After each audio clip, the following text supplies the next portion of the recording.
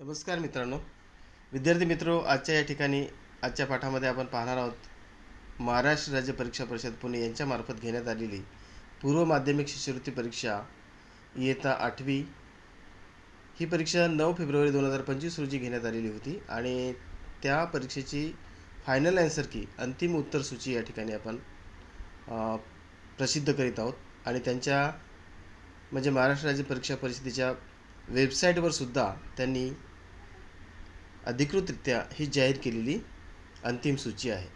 तर हा आहे पहिला पेपर, प्रथम भाषा आणि गणित या विषयाचा. ABCD चारही गट यामध्ये चारही संच प्रकार यामध्ये त्यांची उत्तरे दिलेली आहेत.